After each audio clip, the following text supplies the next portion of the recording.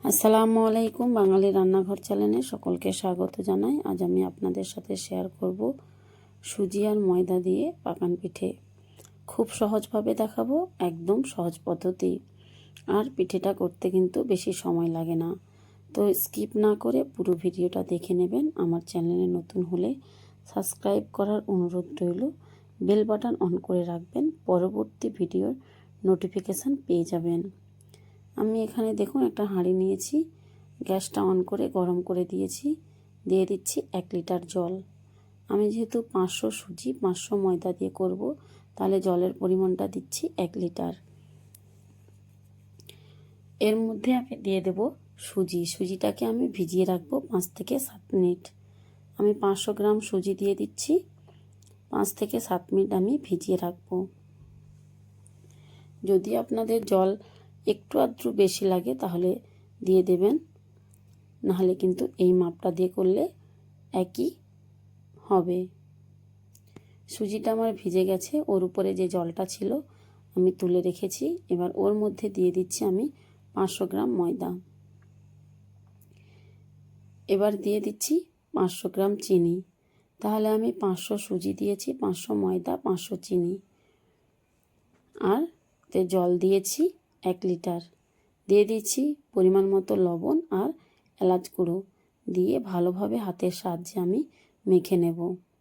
এটা হাতের সাহায্যে মাখলে খুব ভালো হয়, ব্যাটারটা কিন্তু অনেকটাই স্মুথ হয়, কোনোভাবেই দলা পেকে থাকবে না। এবার আমার জলটা একটু কম পড়েছে, আমি আবারও ওই জলটা দিয়ে দিচ্ছি। জলটা দিয়ে আমি ভালোভাবে মেশাবো, আমার আরও জল লাগবে। পুরো জলটাই আমি দিয়ে দিচ্ছি, তাহলে আমার এতে 1 লিটার জল লেগেছে। ভালোভাবে মিশিয়ে নিয়েছি। এবার দেখো এই রকমভাবে হয়েছে ব্যাটারটা। এবার আমি কড়াই গরম করে ওর মধ্যে সাদা তেল গরম করে নেব। আমি সাদা তেল দিয়ে দিচ্ছি। তেলটা ভালোভাবে গরম হলে তারপরে আমি পিঠেগুলো ভেজে নেব। এবার আমি একটা কাপ নিয়েছি, মাপটা ঠিক হবে বলে, পুরো একই সাইজের পিঠে হবে। ওই কাপের 1 কাপ আমি দিয়ে দিচ্ছি।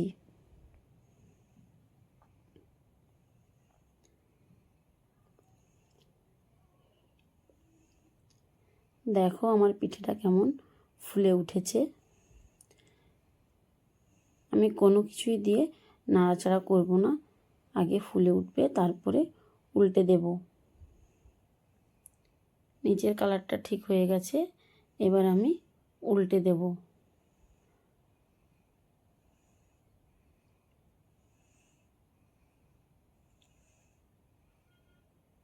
দেখো আমার পিঠেটা কিন্তু ভালোভাবেই হয়ে গেছে। এবার আমি তেল থেকে ছেঁকে তুলে নেব। এবার আমি পিঠেটা তাড়াতাড়ি হওয়ার জন্য আরেকটা পদ্ধতি দেখাচ্ছি। কড়াই দিয়ে দিচ্ছি। এবার আমি অন্য একটা কড়াইতে এটা উল্টে দেব। বড় কড়াইতে একটু বেশি করে তেল দিয়ে ওতে দিয়ে আর এপাশে আমি দিয়ে দিচ্ছি, তাহলে পিঠেটা কিন্তু অনেক তাড়াতাড়ি হয়ে যাবে, একদম সহজে পিঠেগুলো উঠে যাবে।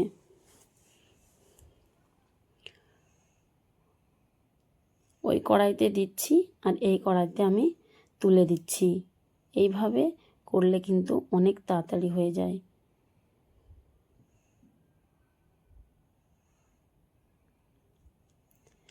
দেখো আমি এইভাবে করে তাড়াতাড়ি করে পিঠেগুলো তুলে নিয়েছি।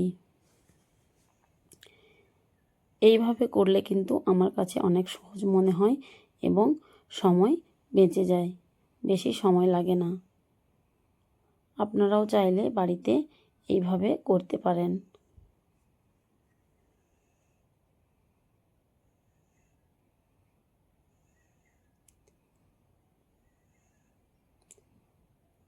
সব পিঠের সাইজ কিন্তু আমার একই হয়েছে, কেন একটা মাপ দিয়েই আমি দিয়েছি।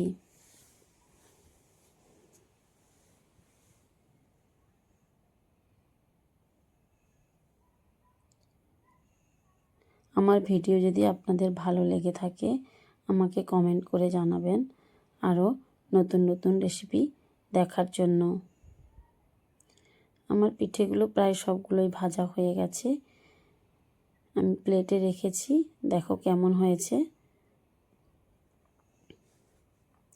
একটা আমি কড়াই থেকে তুলে দেখাচ্ছি।